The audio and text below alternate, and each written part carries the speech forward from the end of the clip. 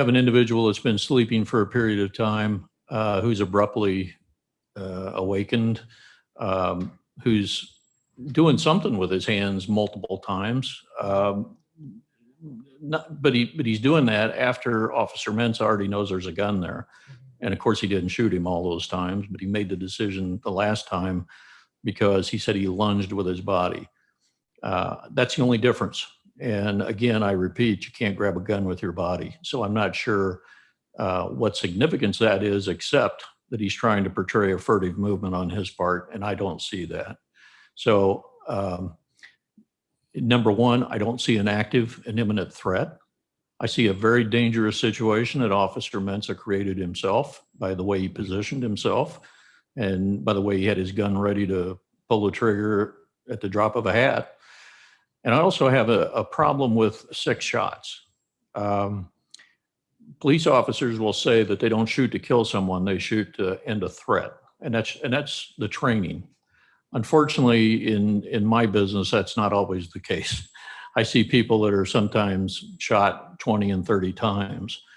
In this case, I see after the first shot, you obviously see the reaction of Mr. Anderson. He's obviously shot. He's obviously shot in the head.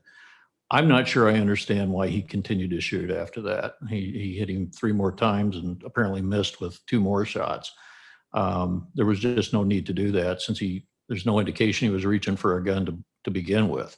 Again, I repeat, he shot him because he lost sight of his right hand, not because he reached for a gun. So the shot seemed excessive. Yes. Okay. Well, I believe all of them were, but certainly let's assume there was a threat, an active and imminent threat. I believe 6 shots was certainly excessive. When he had a clear view, I could see the impact of those shots. I believe he even said in his statement he could see the bullet hit him, which it would have been very easy to see. Did you read Joseph Mensah's or hear Joseph Mensah's radio interview with Mr. Dan O'Donnell on July 28th, 2020? I have not listened, but I've seen the transcript of that interview.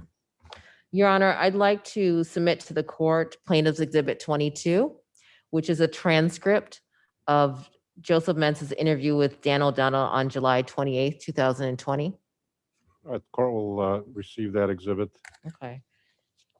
In that interview, Was that done by a court reporter? I'm sorry? Did you have that transcribed by a court reporter? Yes, it is. All right, go ahead. In that interview, he says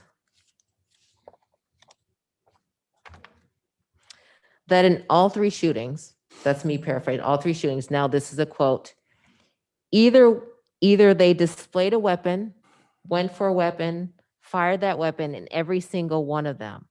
And out of all of these, their defense in all these incidents is that I am the problem in every single one.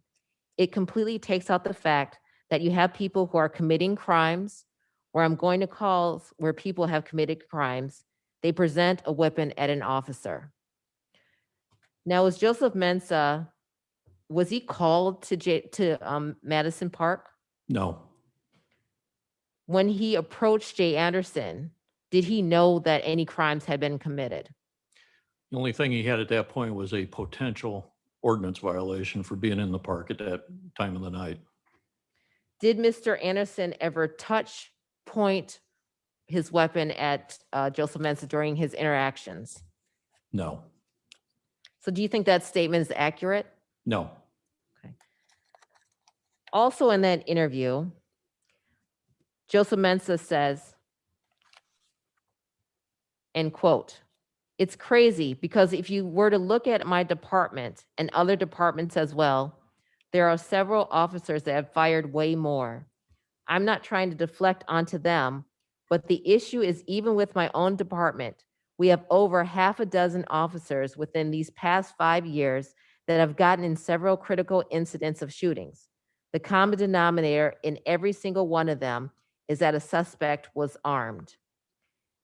Do you know it to be accurate that Wauwatosa police officers, there's been over 6 officers within the Wauwatosa Police Department who have fired their weapon 19 times or as equally as much as Joseph Mensah has fired his weapon?